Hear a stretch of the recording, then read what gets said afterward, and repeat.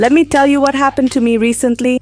I was bored and remembered a trick I saw on a Brazilian friend's profile. So I grabbed 3 eggs, tossed them in a blender with milk and cassava flour.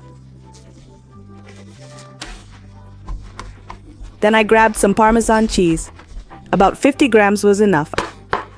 I added it and blended away. I felt like a chef talking to his blender as if it were my art. I set the mixture aside for later. Meanwhile, I found a big onion and diced it into tiny pieces.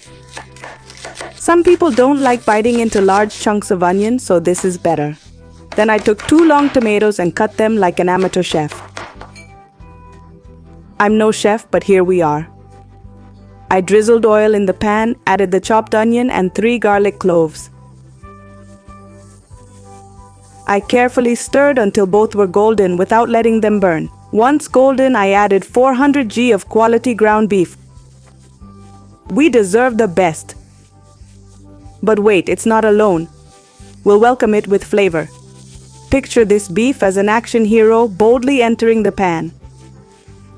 I let it cook a bit and then seasoned it with salt, black pepper, paprika, oregano, and a bit of my favorite seasoning. How could I forget the tomato that was there staring at me from the counter? That tomato was practically begging to be included so it wouldn't miss out on the party. I stirred it until it mixed well and those colors started to show.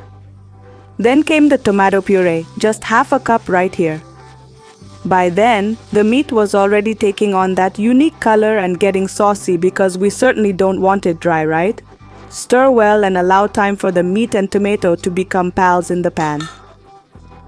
With the meat ready, I moved on to the next step. I added a little oil in a clean pan, just enough to prevent sticking, and poured a layer of the reserved cassava mixture. I shook the pan to distribute it and form a sort of tortilla. Be careful when flipping to make sure it's well cooked and doesn't break. With the tortillas ready, the assembly begins. It's like a culinary choreography, one by one. First, I placed a slice of Gouda cheese on each tortilla and a generous spoonful of the ground beef, and then I started rolling them up. Don't miss this moment.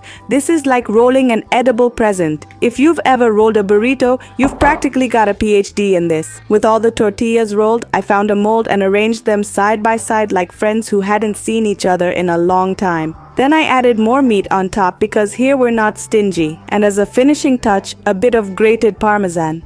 It gives that touch as if it were made by a chef, though here we are at home, going all out in the oven for a few minutes just to let the cheese melt and give off that aroma. If you want, you can also add egg. That's up to your taste, and trust me, it's delicious.